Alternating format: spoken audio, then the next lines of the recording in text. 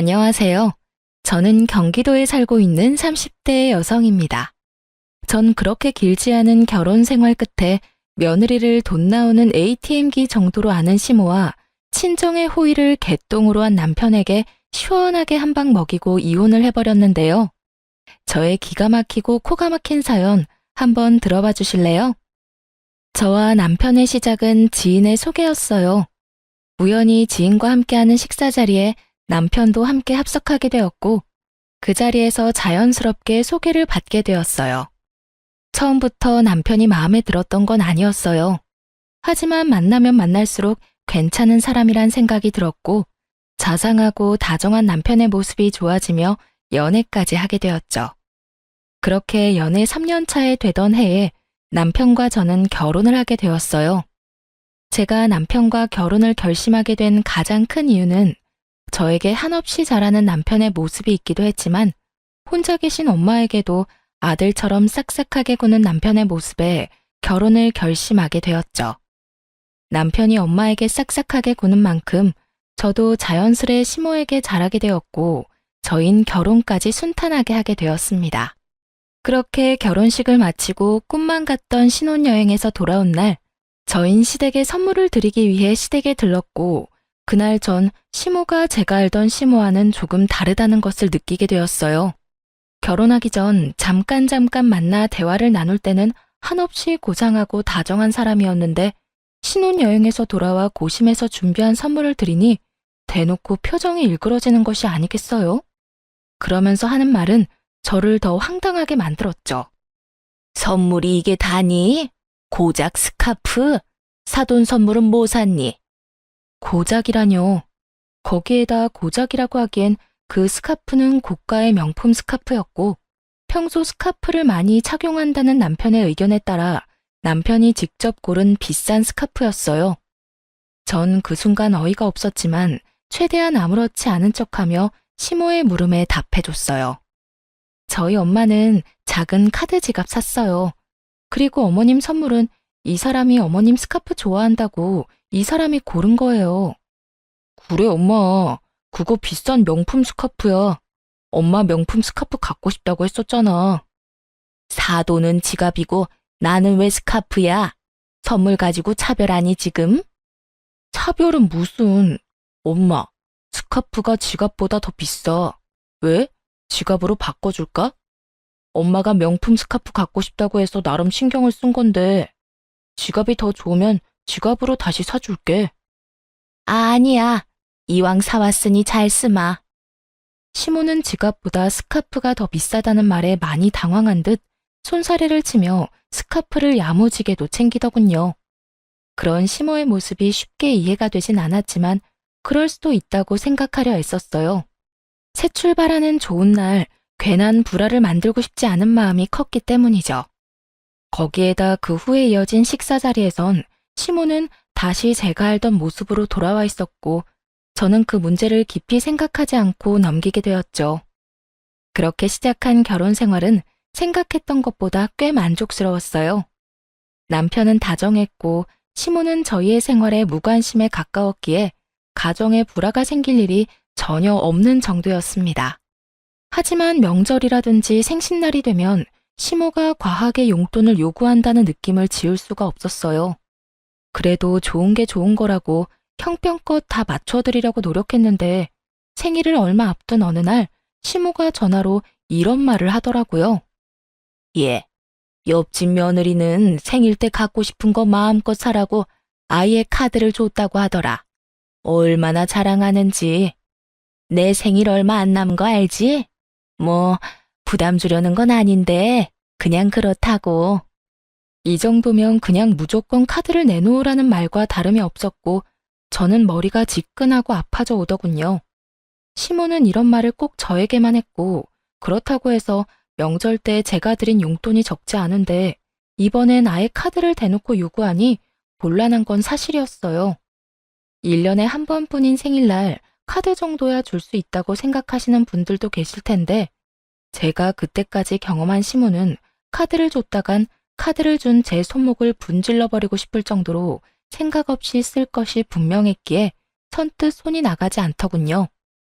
특히나 제 돈에 대해서는 경제관념이 아예 없는 사람처럼 군 적이 한두 번이 아니었기에 그 고민은 더욱 컸어요. 그래서 전 결국 남편과 상의하기로 했죠. 여보, 곧 어머님 생신인 거 알지? 왜? 갖고 싶은 거 있으시대?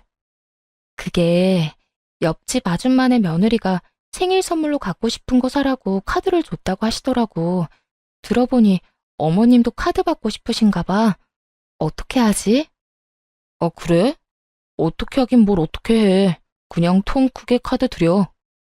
남편은 대수롭지 않게 말했고, 전 그런 남편의 말에 참 어이가 없더라고요. 뭐? 아무리 그래도 카드를 어떻게 드려. 아무리 그래도 그건 좀 아닌 것 같아. 그깟 카드 좀 주면 어디가 덧나? 큰일이라도 난대? 우리 엄마 그렇게 생각 없는 사람 아니야. 아마 옆집 아줌마가 카드 받았다고 하니 본인도 며느리한테 카드 받았다고 자랑하고 싶어서 그러는 거지. 생각 없이 막 쓸 사람이 아니라고. 써도 얼마 쓰지도 않을 테니까 그냥 드려. 알겠어? 그래? 알겠어. 어쩌면 자신의 엄마를 몰라도 저렇게나 모르는지 화를 내며 호언장담하는 남편을 보며 어찌나 한심했던지 모릅니다. 제가 아무리 말해도 남편은 시모의 씀씀이를 받아들일 리 없었고, 그랬기에 저는 일단 알겠다고 한 뒤 저희가 생활비 카드로 쓰는 남편의 카드를 시모에게 주었어요. 남편의 말처럼 자랑 목적으로 카드를 달라고 했다면 다행이지만 저는 절대로 그렇게 생각하지 않았으니까요. 시모는 카드를 받고선 어린아이처럼 기뻐했고, 그날 저녁 남편은 사색이 된 얼굴로 집으로 돌아오더군요. 사색이 된 남편은 저를 보자마자 다짜고짜 화를 내기 시작했어요. 당신 생활비 카드로 백화점에서 쇼핑을 이렇게 하는 여자가 어디 있어? 이게 다 얼마야? 뭘 얼마만큼 산 거야 도대체? 무슨 말이야 그게? 내가 무슨 쇼핑을 해? 발뺌하는 거야? 참나. 이거 좀 봐봐. 이거 당신이 다 쓴 거잖아. 저의 물음에 남편은 씩씩거리며 승인 문자들을 보여주며 여전히 화를 내고 있었어요. 승인 내역을 보니 역시나 시모는 저의 예상대로 쇼핑을 아주 시원하게 했더라고요. 평소 남편 돈은 몰라도 제 돈은 어디 버튼이라도 누르면 나오는 돈으로 여기는 시모였기에 당연히 이런 상황을 예상했던 전 씩씩거리는 남편을 여유로운 표정으로 바라봤고 그 순간 다시 승인 문자가 울리더군요. 한식당에서 뭘 얼마만큼 먹었는지 20만 원에 가까운 승인 문자가요. 이게 뭐야? 당신은 여기 있는데 왜 혹시 카드 잃어버렸어? 잃어버리긴 당신이 어머니한테 카드 주라며. 그래서 우리 생활비 카드 줬어. 뭐? 그럼 이게 다 엄마가 쓴 거란 말이야? 내가 아니라 어머님이 다 쓰신 거야. 하루 종일 아주 야무지게도 쓰셨네. 이게 다 얼마야? 그 순간 일그러진 남편의 얼굴에서 할 말이 참 많아 보였지만 자신이 한 말이 있어서인지 남편은 아무 말도 하지 못한 채 방으로 들어가 버리더군요. 전 그런 남편과 시간차를 두고 뒤따라 들어갔고 남편은 안방에 딸린 화장실에서 통화 중인 듯 했어요. 언뜻 카드, 쇼핑 이런 이야기들이 들리는 것을 보니 시모에게 전화를 하는 듯 했고 남편은 조금 화가 난 목소리인 듯 했지만 시모에게 별다르게 화를 내는 것 같진 않더라고요. 뭐 어떻게 화를 내겠어요. 자기 엄마가 생일날 며느리 카드인 줄 알고 신나게 쇼핑했는데 그거 가지고 크게 화를 내기에도 모호한 상황이니 그저 속만 끓을 뿐이었겠죠. 그렇게 통화를 끝낸 남편은 잠이 들 때까지 말 한마디 걸지 않았고 저 역시 그런 남편을 그냥 내버려 두었어요. 다음날 회사에 출근해서 일을 하고 있으니 화가 잔뜩 난 시모에게서 전화가 오더군요. 얘, 너 진짜 애가 왜 그러니? 내가 네 카드 달라고 했지 언제 내 아들 카드 달라고 했어? 아, 그거요. 어머님이 저번에 카드 달라고 한 거 그 애한테 말했더니 형식상 옆집에 자랑하고 싶어서 카드를 달라고 했을 거다. 절대로 생각 없이 막 쓰실 분이 아니다. 라고 하길래요. 그렇다면 아무 카드나 상관없다 싶어서 생활비 카드로 드린 건데 무슨 문제가 있나요? 아무것도 모르는 척 낭창하게 답하는 제 대답에 시모는 할 말을 잃은 듯 거친 숨소리만 들리더군요. 저는 거기에서 멈추지 않고 정말로 아무것도 몰라서 묻는다는 듯 말을 이어나갔어요. 설마 어머님 막 쓰신 건 아니죠? 그이가 어머님은 그렇게 몰상식하게 자식들 카드로 사치 부리는 사람이 절대 아니라고 저한테 호언장담했거든요. 그럴 리가 있니? 그냥 물어본 거다. 보니까 우리 아들 카드길래 그냥 물어본 거야. 아, 그러셨어요? 그래서 어머님도 옆집 아주머니께 자랑 좀 하셨어요? 그래. 아주 실컷 자랑했다 자랑했어. 그럼 끊으마.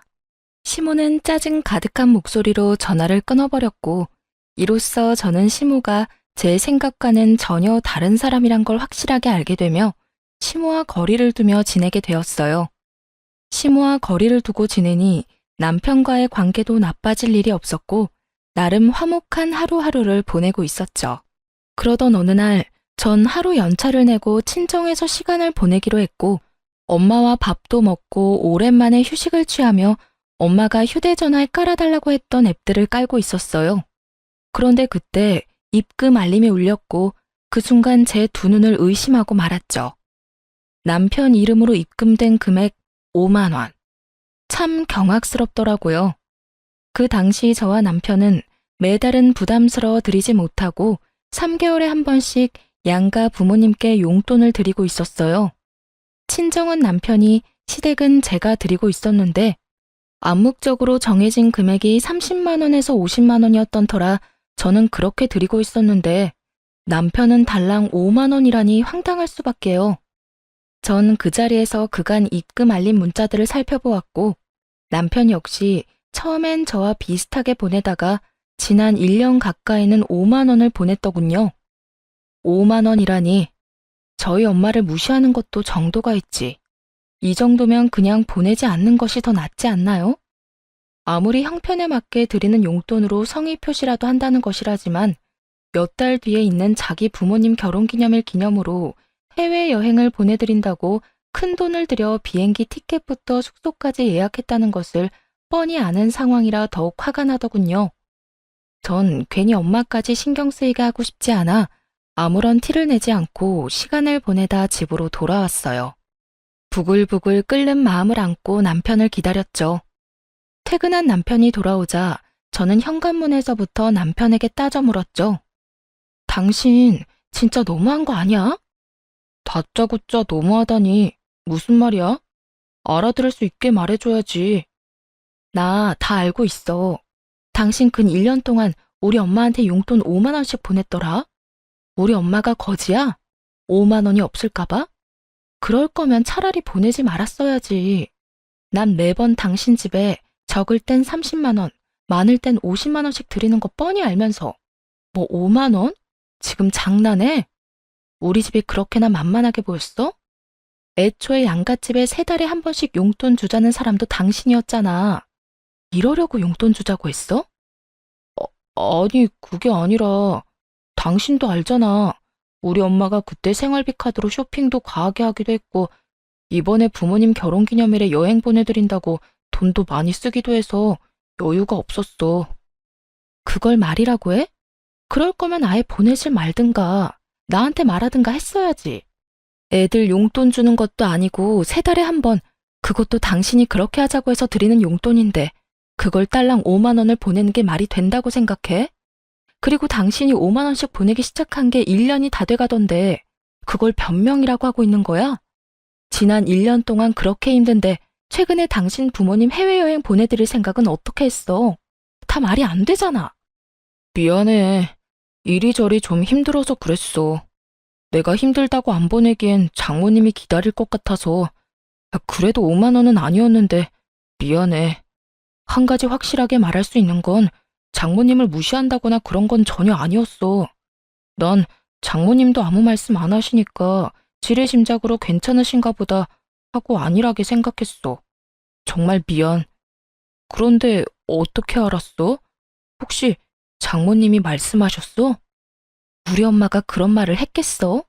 그런 말을 할 거였으면 당신이 5만 원도 용돈이라고 처음 보냈을 때 당장 말했었겠지. 내가 오늘 친정 가서 엄마 휴대전화 정리해주다가 봤어. 내가 진짜 엄마 볼 면목이 없어서. 어쨌든 당신한테 정말 실망이야. 남편은 다시 한번 절대 친정을 무시하려고 했던 행동이 아니라며 싹싹 빌었지만 저는 이미 마음이 상할 대로 상해버렸고 죄인 얼굴을 하고 비는 남편에게 이렇게 말했어요.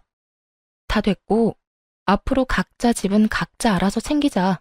생신, 명절, 어버이날 그게 뭐든 다. 각자 집은 각자 알아서 챙기자는 말이야. 그리고 당신 한 번만 더 우리 엄마한테 이딴 식으로 대했다간 나 가만히 안 있을 테니까 그런 줄 알아. 알겠어. 정말 미안해. 남편은 그날 이후 저와 엄마에게 다시 잘하려는 모습을 보였고 전 그런 남편을 보며 이렇게 이혼하는 건 아니라는 생각에 마지막이라는 심정으로 남편을 받아들이려고 노력했어요. 그렇게 시간은 흘러 다시 용돈을 드리는 날이 다가오고 전 남편에게 통보했듯이 시댁이 아닌 친정으로 용돈을 붙여드렸어요. 하지만 이런 저와는 달리 남편은 시댁에 용돈을 주지 않은 듯했고 시모에게서 전화가 왔더라고요. 예, 너 왜 이번 달에는 용돈 안 주니? 혹시 잊었니? 넌 나이도 젊은 애가 그런 걸 잊고 그러니? 나 오늘 돈 쓸 때 있으니까 얼른 붙여주려무나. 제가 무슨 시모에게 돈 빌린 빚쟁이도 아니고 용돈 달라는 사람이 얼마나 당당한지 참 기가 다 막히더군요. 어머님, 이제부터 각자 집 용돈은 각자 챙기기로 했어요. 그러니까 그렇게 급하면 그이한테 전화해보세요. 뭐? 그런 게 어디에 있니? 매번 네가 줬으면 계속 네가 줘야지. 왜 내 아들한테 주라고 그러니? 그러지 말고 그냥 네가 줘. 괜히 바쁜 애한테 그런 거 시키지 말고. 알겠니? 언제나 늘 그렇듯 돈만 연관되었다 하면 시모는 독불장군처럼 대화가 통하지 않았고 전 그런 시모를 잘 알기에 일단 알겠다는 말과 함께 전화를 끊고 돈을 붙여주었어요. 남편이 그랬듯이 딱 5만 원을요. 돈을 입금하고 얼마 지나지 않아 시모에게서 득달같이 전화가 다시 오더군요. 너 지금 5만 원 붙인 거니? 나랑 지금 장난해? 오냐 오냐 해줬더니 시험이 무서운 줄 모르고 날 무시해도 유분수지. 어디서 5만 원을 보내 5만 원을? 내가 무슨 거지인 줄 알아? 그러게요. 저도 잘나신 어머님 아들이 저희 엄마한테 근 1년 동안 딸랑 5만 원씩 보내길래 무시해서 그런 줄 알았더니 그건 아니라고 하더라고요. 그래서 저도 무시하는 건 아니고 남편이랑 너무 차이나게 용돈 드리는 것도 아닌 것 같아서 딱 5만 원 보낸 건데 무슨 문제 있을까요? 어쨌든 이번 달부터 각자 집은 각자 챙기기로 해서 제가 굳이 드릴 필요는 없지만 어머님이 당장 내놓으라고 일이 성하니 제가 인심 써서 드리는 용돈이에요. 그러니 아껴 쓰세요, 어머님. 뭐라고? 내 아들이 5만 원을? 그랬을 리 없다. 절대 아니야. 저도 제 두 눈을 의심했지 뭐예요. 정 못 믿겠으면 직접 아들한테 전화해서 물어보세요. 그럼 끊어요. 며느리를 빚쟁이 대하듯 막 대하는 시모에게 저 역시 친절하게 예의를 다해야 할 필요를 느끼지 못했고 이때쯤부턴 저 역시 시모에게 대우라는 걸 하지 않게 되더군요. 오는 대우가 그따위이니 가는 대우 역시 이따위일 수밖에요. 특히나 돈 선물 때문에 매번 이 난리이니 미운 정도 떨어져 버린 지 오래였어요. 이런 인간이란 걸 왜 진작 알지 못했을까 회의감마저 들었으니 시모와 예전처럼 지내기는 이미 글러버린 일이었죠. 한 번만 더 전화가 온다면 어떻게 대응을 해줄까 고민했지만 시모는 더는 저에게 전화가 오지 않았고 시모 대신 화가 잔뜩 난 남편이 집에서 퇴근한 저를 기다리고 있더군요. 당신 우리 엄마한테 다 말했어? 내가 장모님 용돈 5만 원 드렸던 거 다 말했냐고. 왜? 왜? 지금 그게 할 말이야? 그런 걸 왜 말해? 우리 엄마 당신 때문에 해외여행도 안 간대. 내가 그렇게까지 힘든 줄은 몰랐다고. 그냥 여행 안 가도 되니까 생활에 보태 쓰라고 하더라. 왜 그런 소리를 해서 엄마 아빠 여행도 못 가게 만들어? 왜 무능한 아들을 만드냐고? 어쩔 거야? 어떻게 책임질 거냐고? 지금 나한테 책임을 묻는 거야? 정신 차려라, 제발. 당신은 내가 시간이 남아도는 사람처럼 보이니? 내가 시간이 남아돌다 못해 심심해 미치기 직전이라 어머니한테 전화까지 해서 어머님 잘난 아들이 우리 엄마한테 용돈이랍시고 5만 원씩 주고 있었더라 하고 미주알 고주알 다 말하고 다녔을까봐? 그럼 엄마가 어떻게 한 거야? 어떻게 알았겠어. 상황이 머리에 안 그려지니? 그 대단하신 당신 엄마가 나한테 오늘 전화 왔더라. 용돈 내놓으라고. 난 무슨 어머니한테 빚이라도 진 줄 알았어. 고함 지르는 것도 모자라서 욕까지 하면서 돈 내놓으라고 하는데 내가 참 할 말이 없더라고. 그래서 5만 원 보내드렸더니 더 난리 부리시던데. 그래서 다 말해드린 거야. 해외여행? 참나 진짜. 그냥 잘 됐다고 생각해. 그렇지 않아도 그 여행 예약 때문에 금전적인 타격도 컸을 텐데 다 취소하고 그 돈으로 용돈이나 더 챙겨드려. 아까 어머님이 오늘 꼭 쓸 데 있다고 돈 빨리 달라고 하던데. 아무리 그런 상황이라도 꼭 그런 말까지 해야 했어? 그리고 그런 상황이면 나한테 말해서 용돈 드리라고 하면 되지. 꼭 나한테 복수하는 사람처럼 겨우 5만 원을 붙여줬어야 해? 당신 정말 너무한 거 아니야? 너무한 사람이 누군데. 회사에서 일하는 시간인 거 뻔히 알면서 전화해서 돈 맡겨놓은 것처럼 돈 내놓으라고 욕하는 건 안심해? 아니, 어머님은 내가 돈 나오는 기계도 아니고 왜 매번 당신 돈은 그렇게나 아까워하면서 내 돈은 당연한 거라고 생각하시는 거야? 그 생각 자체가 너무한다고 생각 안 해? 전 그간 쌓였던 말을 뱉어냈고 그런 저를 보던 남편은 씩씩거리며 집을 나가버리더군요. 그렇게 집을 나가버린 남편은 새벽까지 돌아오지 않았고 늦은 새벽 다른 사람도 아닌 엄마에게서 전화가 걸려왔어요. 저는 걱정스러운 마음에 전화를 받았고 엄마는 다급한 목소리로 집으로 빨리 오라고 하더군요. 남편이 지금 친정에 왔다면서요. 희정아, 너 지금 빨리 집으로 좀 와. 엄마, 왜? 무슨 일 있어? 이 새벽에 무슨 일이야? 그게 정서방이 지금 여기에 왔어. 보기엔 술 많이 먹은 것 같은데 엄마 혼자서는 감당이 안 돼. 뭐? 정서방이? 그래, 보니까 많이 속상한 일이 있었는 것 같은데 빨리 와서 데리고 가려무나. 수학이 넘어 엄마의 다급한 목소리와 함께 잔뜩 취한 남편의 목소리가 들려오는데 정말 이게 무슨 일인가 싶더군요.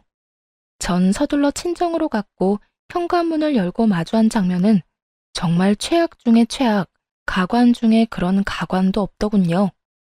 온 거실에 남편이 풍기는 술 냄새로 가득했고 제 몸 하나 가누지 못하고 있는 남편은 엄마를 향해 제 욕을 서슴없이 하며 술주정을 부리고 있더군요. 장모님 잘난 그 딸이 글쎄 남편 무시하는 것도 모자라 시댁까지 무시하고 있다고요. 정서방, 자네 많이 취했네. 할 말 있거든 내일 하고 오늘은 그만 돌아가게. 네, 저 취했습니다. 술 좀 먹었어요. 제가 왜 이렇게 술 먹었는지 아세요? 글쎄, 오늘 우리 엄마한테 5만 원을 보냈다네요. 어쩌면 그럴 수가 있냐고요. 제가 5만 원 보냈다고 자기도 5만 원 보냈대요, 글쎄. 이게 말이나 되나요? 친정이랑 시댁이 같냐고요. 저 여자 아주 몹쓸 여자예요. 남편의 주정이 계속되는 사이 엄마는 머리를 부여잡으며 곤란해했고 전 할 수만 있다면 남편의 입을 찢어버리고 싶을 정도로 화가 끓어오르고 있었어요. 그야말로 남편이 개가 된 모습을 보는데 전 어떤 말도 섞고 싶지 않더라고요. 생각 같아선 버리고 집으로 돌아오고 싶었지만 그럴 순 없는 노릇이기에 끊임없이 주정을 늘어놓는 남편을 끌고 집으로 돌아왔어요. 그 후 남편과는 말도 섞지 않으며 이혼하기로 결심을 굳혀가고 있었어요. 다음 날 술이 깬 남편은 저에게 어떤 사과의 말도 하지 않더라고요. 물론 친정에도 찾아가서 빌기는커녕 연락조차 하지 않은 듯 했고 전 굳이 그런 인간을 붙잡고 당장 사과하라고 말하기도 싫어서 아무 말도 하지 않고 있었어요. 건성건성 시켜서 하는 사과 해봤자 뭐하며 받아봤자 뭐하겠어요? 반성도 없고 변하는 것도 없을 텐데요. 그렇게 저흰 돌이킬 수 없는 관계가 되어가고 있었습니다. 그러는 와중 시모의 생일은 다시 다가왔고 시모에게 전화가 왔더군요. 아가, 조금 있으면 내 생일인 건 알지? 네, 잘 알고 있어요. 그러면 다행이고, 이번 생일 땐 선물이나 용돈은 됐고 생일상 좀 차리거라. 집에서 친한 지인들 불러서 간단하게 밥이나 함께하고 넘어가려고. 이번 주 주말에 한 10명 정도 오기로 했으니까 그런 줄 알고, 좋아하는 음식들이 다 다르니까 꼭 챙겨야 하는 음식은 따로 문자로 보내주마.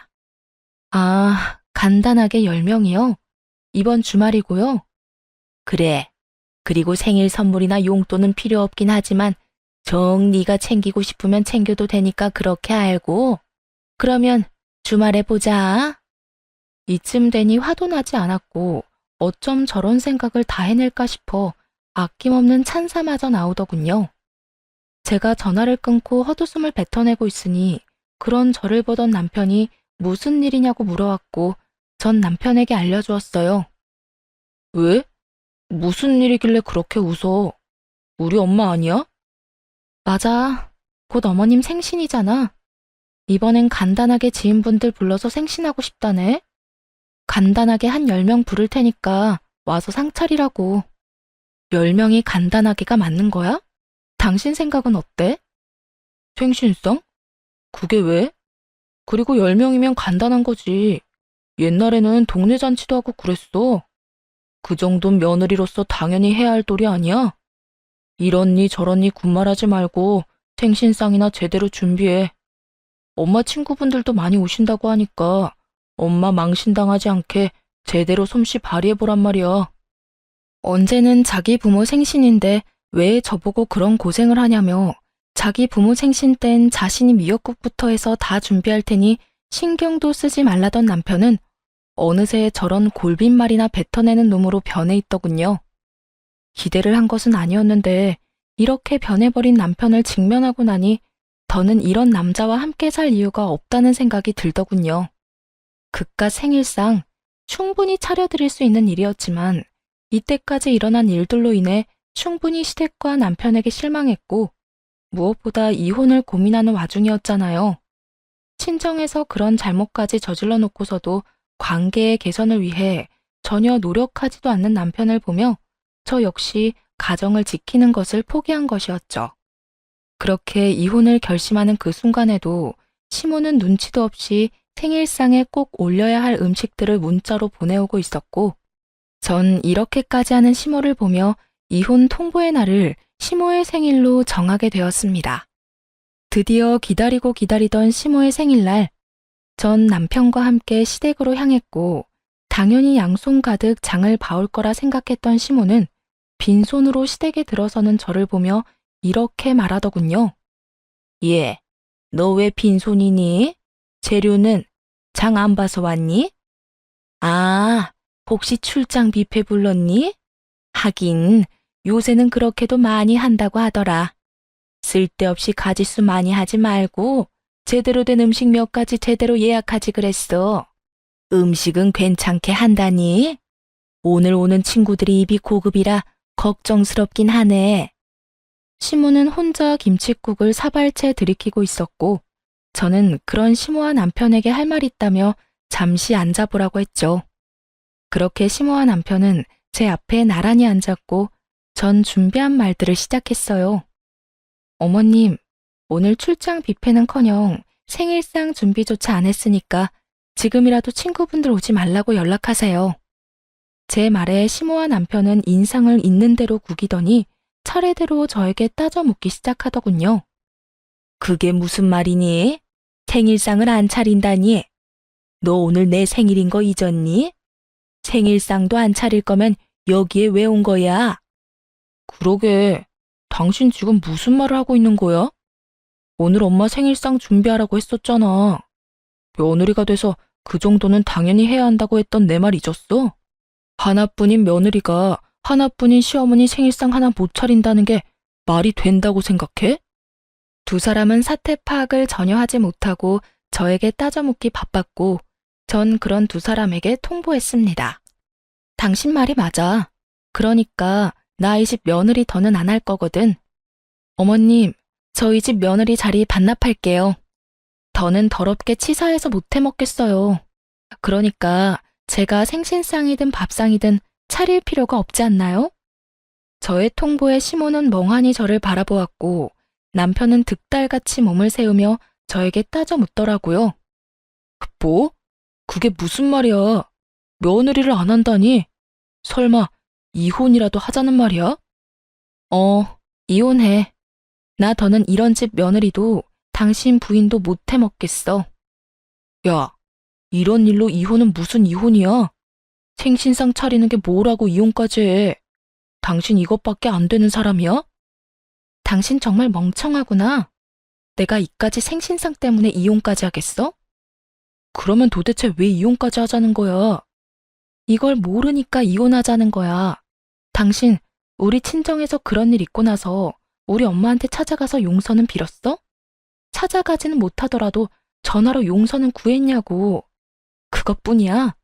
이때까지 당신이 나한테 한 모든 행동들 너무 실망스러웠지만 꾹꾹 참았는데 더는 안 되겠어.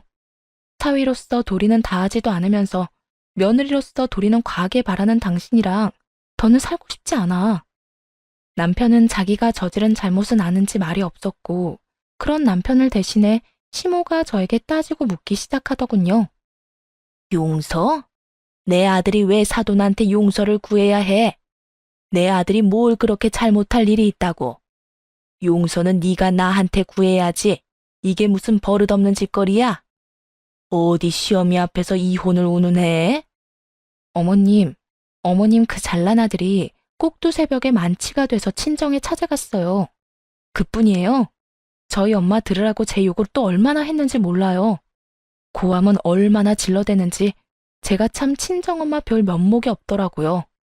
그런데 그 잘난 어머님 아들이 그런 사고를 쳐놓고 저희 엄마한테 이날 이때껏 연락 한 통 안 하고 있지 뭐예요? 그러니 제가 눈이 돌겠어요, 안 돌겠어요? 그러니 제가 어머님 생신상이나 차리고 있고 싶겠어요? 언성을 높이는 시모와 그런 시모에게 뒤지지 않을 만큼 고함을 지르는 저. 그야말로 난리도 그런 난리가 없었습니다. 시모는 믿을 수 없다는 눈빛으로 남편을 쏘아보더니 이내 남편 놈을 운운하고 나서더군요. 남자가 술 많이 마시고 그러다 보면 그런 실수쯤은 다 하는 거야. 그런 걸 잘 감싸줘야 진정한 내주지. 어디 나서서 고개를 숙이라 말라 명령질이야. 큰일할 남자한테 함부로 아무 데서나 고개 숙이라고 하면 안 되는 거야. 그리고 사돈도 다 이해하실 거다. 아무렴 사위는 백년 손님인데 이해하고 말고. 정말 그 입에서 뱉어지는 한마디 한마디가 뭐 같아 말을 섞고 싶지도 않더군요. 저는 그런 시모에게 비웃음과 함께 이렇게 말해주었습니다. 어머님은 그렇게 잘 생각하시고요. 전 전혀 그렇게 생각하지 않으니 이혼하겠습니다. 제가 이혼하고 어머님 아들 다시 그 잘나신 품에 돌려드릴 테니 이혼하거든 앞으로도 쭉 그런 아들로 그렇게 잘 키워보세요. 아마 그런 식으론 제 혼은 죽었다 깨도 힘들 테니 쭉 끼고 한평생 잘 사시면 돼요. 이 인연이 말이면 단줄 아나 어디서 그딴 막말을 해? 막말은 무슨? 진심인데요. 잘 생각해 보세요.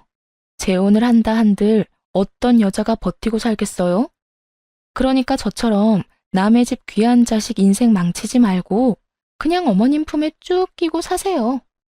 시모는 제 말에 화가 잔뜩 났는지 몸을 부들부들 떨며 제 뺨을 때려버리더군요. 한 대 맞을 각오는 했던 터라 놀랍지도 않더군요.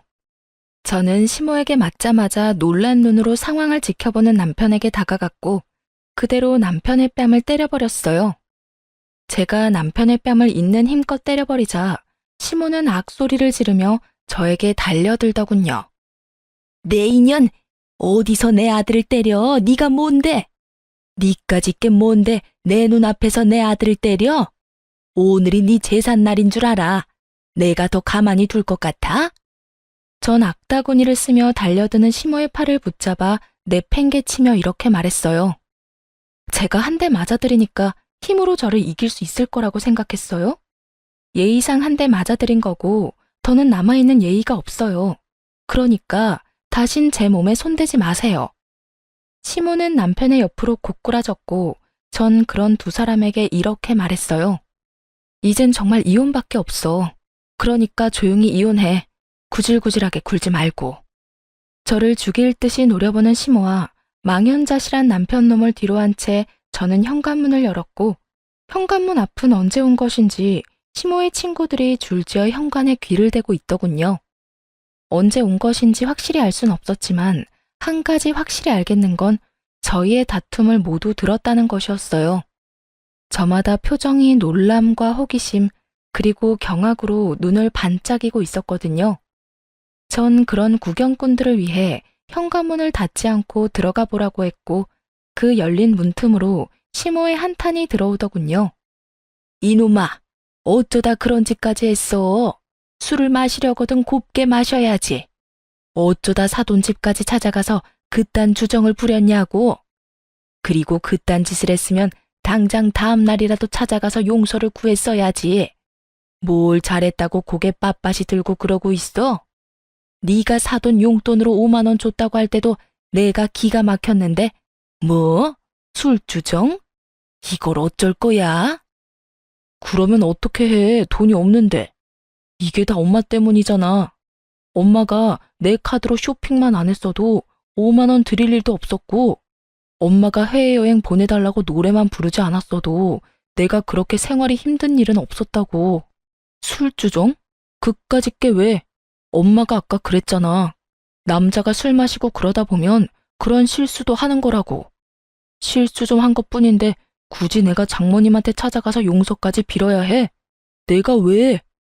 아니, 이 녀석이 진짜 그래도 정신 못 차리고. 나 같아도 이혼하지, 이혼해. 나 같아도 너 같은 인간이랑 못 살겠다. 그때까지도 정신을 못 차린 남편과 그런 남편을 질책하는 목소리가 밖으로 새어나오고 시모의 지인들은 저마다 남편을 욕하기 바쁘더군요. 저런 인간 말종도 또 없다고요. 전 그런 욕들을 뒤로 한 채 집으로 돌아왔고 그 이후 빠르게 이혼을 진행했어요. 남편은 저의 예상대로 이혼에 비협조적이었고 전 소송까지 진행하게 되었죠. 소송을 진행하는 동안 전 친정에서 지내고 있었고 남편은 마지막까지 발악하며 친정까지 찾아와 울고불고 하며 빌더군요. 여보, 정말 잘못했어. 내가 정말 미쳤었나 봐. 막상 당신이랑 이혼해야 한다고 생각하니까 나 정말 죽을 것만 같아. 나 당신 없이 못 살아.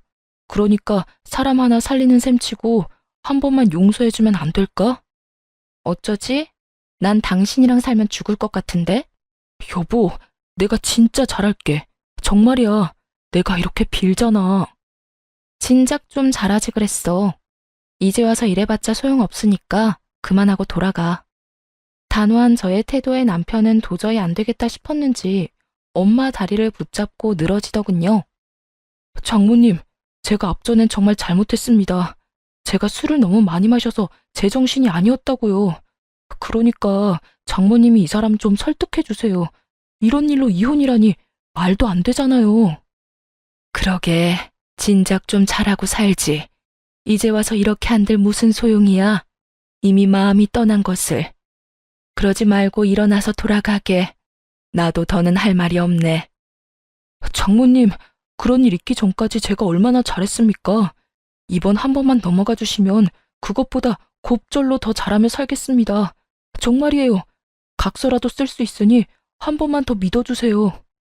남편 놈은 아예 엄마의 발밑에서 눈물 콧물 다 쏟으며 애원했지만 그간 이야기를 다 들은 엄마는 마음을 돌릴 리 없었고 한참을 빌던 남편은 지쳤는지 축 처진 어깨를 하고 돌아가더군요. 그 꼴을 보는데 안쓰러운 마음이 들기는커녕 다시는 찾아오지 말라고 소금까지 뿌려주었습니다. 그렇게 이혼만 마무리되길 기다리는데 시모까지 친정으로 찾아왔더군요. 전혀 예상치 못한 시모의 방문에 이게 무슨 일인가 싶더군요. 시모는 엄마의 손을 붙잡고 울며 빌기 시작했고 그 악어의 눈물엔 다 이유가 있더군요. 사돈, 앞날 창창한 애들 이혼까지 해서 되겠어요? 그러지 말고 사돈이 설득 좀 시켜주세요. 아이고, 사돈. 저한테 이러셔도 아무 소용 없어요. 이미 마음이 떠났더라고요. 마음은 떠났는데 몸만 붙잡고 살라고 할 수도 없는 노릇이고, 그냥 이혼하는 게 애들 앞날을 위해서도 좋은 일 같아요. 사돈, 저 좀 살려주세요. 저도 그렇게 생각하고 그냥 이혼시키려고 했습니다. 그런데 바깥 양반이 모든 걸 알고 난리가 났습니다. 며느리 맘 안 돌려놓으면 저도 제 아들도 가만두지 않겠다고요. 그러니까 두 사람 살린다고 생각하고 다시 한 번만 설득 좀 해주세요, 사돈. 이렇게 부탁드릴게요. 시모는 아예 엄마에게 고개까지 숙이며 애원했고, 그런 시모의 모습을 보며 그럼 그렇지 싶더군요. 아들이 뻔히 잘못한 걸 다 알면서도 제 앞에서 아들 편만 들던 시모가 저렇게 갑자기 고개를 숙이고 들어올 리가 없었으니까요. 평소 집안일은 시모에게 믿고 맡기는 시부는 가정 내에서 이런 일이 일어나는지도 몰랐을 테고, 믿고 맡긴 결과가 아들의 이혼이라니 화가 머리끝까지 난 것이었겠죠. 거기에다 시모의 생일날 모인 지인들은 시부도 아는 지인들이었으니 시부의 귀에 이혼 사유가 들어가고도 남았을 테고요. 화를 잘 내지 않는 대신 한번 화를 내기 시작하면 끝장을 보고야 마는 시부의 정성을 잘 아는 저였기에 시모의 저 자세가 이해되고도 남더군요. 시모는 계속해서 엄마에게 매달리고 있었고, 다른 사람도 아닌 시모가 그런 식으로 나오니 엄마도 남편에게만큼 강경하게 대응하지 못하고 있더군요. 전 그런 시모의 손을 휙 뿌리쳐주곤 이렇게 말했어요. 이제 와서 이래봤자 아무 소용없어요. 마음 약한 우리 엄마한테 울고불고 하면 어떻게 될 줄 아셨나 본데, 이혼하는 당사자는 저예요, 저. 우리 엄마가 아니고요. 아가, 내가 정말 잘못했다.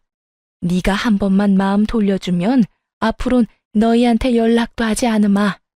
집안 행사에도 네가 오고 싶지 않다면 오지 않아도 되고, 그까짓 용돈도 안 줘도 돼. 그냥 내 아들이랑 살아만다오. 응? 왜 잘못을 저지른 것들은 뒤늦게 후회하는 척을 하며 악어의 눈물을 흘려대는지 모르겠더군요. 그러게 진작 잘하지 말이에요. 저번 머리채를 잡으려던 그 순간과는 180도 다른 모습으로 저희 앞에 엎드렸고, 전 그런 시모에게 이렇게 말했어요. 저는 어머님 아들이랑 1분 1초 같이 살아만 주는 것도 싫습니다. 그러니까 이만 돌아가 주세요. 계속 이러면 제가 끌어낼 수밖에 없어요. 이 인연이 뭐? 끌어내? 네가 감히 누굴 끌어내? 누군 니까지 년이 예뻐서 이런 줄 알아? 나도 그 영감탱이 아니면 여기서 이러는 일도 없었어. 당장 이혼시키고 새 장가 보내면 되지. 이혼이 여자한테나 흠이지 남자한테도 흠인 줄 아니? 남자는 얼마든지 처녀한테 장가 갈 수 있다고. 그리고 사돈도 그러는 거 아닙니다. 사람이 이렇게 빌면 말이라도 그렇게 해본다고 하면 어디가 덧납니까? 얘가 누굴 닮아서 이리도 독한가 했더니 다 사돈 피었나 보네요. 시모는 마지막 발악에 가까운 막말을 쏟아내고 있었고, 전 그런 시모를 끌어내며 이렇게 말했어요. 아줌마, 여기 와서 행패 부리지 말고 당장 나가세요. 한 번만 더 찾아오면 경찰에 신고할 테니 그런 줄 알고요. 그리고 오늘 와서 이렇게 행패 부린 거 아버님께 전화해서 다 말할 테니 그렇게 아세요. 질질 끌려 쫓겨난 시모는 굳게 닫힌 현관문 앞에서 한참이나 난동을 부려댔고, 제가 부른 경찰분들이 오고 나서야 시모는 집으로 돌아갔습니다. 그렇게 두 사람은 찾아오지 않았고, 전 소송에서 이기며 시모와 남편에게 위자료를 받고 이혼하게 되었어요. 이혼이 확정되는 당시 전 남편의 몰골은 거의 폐인에 가까웠고, 그 모습을 보는데 참 통쾌하더군요. 저딴 인간 때문에 망친 제 인생이야. 앞으로 제가 열심히 행복하게 잘 살면 회생이 될 테지만 그 인간은 회생이 불가능해 보였어요. 이혼과 동시에 전 번호도 바꿔버리고 회사도 이직해 전 남편과 전 시댁의 소식은 듣지도 전하지도 않고 살고 있어요. 가끔 이혼 후 전 시모와 전 남편이 전 시부에게 정말로 쫓겨는 났을까 문득 궁금해질 때도 있지만 굳이 알아서 뭐 하겠어요. 이미 끝난 인연이고 더는 그런 인간들 이야기로 귀를 더럽히고 싶지도 않은걸요. 전 이직한 회사에서 잘 지내고 있습니다. 그 지옥 같은 결혼 생활에서 탈출한 지도 5년이란 시간이 다 되어가고 현재는 남자친구도 있어요. 제가 이혼한 지 3년이 지났을 때 회사에서 만난 남자로 제가 언제나 늘 최고고 제일 예쁘다고 해주는 제 눈엔 세상 누구보다 멋진 남자예요. 한번 크게 대인 상처가 있어서 그런지 아직까지 결혼 생각은 없긴 하지만 사람 일은 또 모르는 일이지 않나요? 그래서 무조건 아니다, 안 된다 생각하지 않고 마음을 열고 천천히 알아보려고요. 이로써 저의 긴 사연도 끝이 났어요. 어떠셨나요? 답답하신 분들도 통쾌하다 하신 분들도 계셨을 것 같아요. 결혼 생활을 시작할 당시 전 남편을 위해서라도 시댁과의 관계를 원만하게 유지하고 싶었고 그랬기에 더욱 그러려니 하며 노력하고 살았습니다. 하지만 시간이 지나 지금 생각해보니 제가 잘못 생각했던 것 같아요.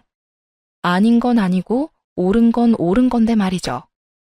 혹시나 저처럼 시댁의 과한 요구에도 가정을 지키기 위해 참고 인내하며 사시는 모든 아내분들, 부디 우리 할 말은 적당히 하고 살아요. 그러면 저는 이만 물러가 볼게요. 긴 시간 함께 해주셔서 너무 감사합니다. 다들 행복하세요.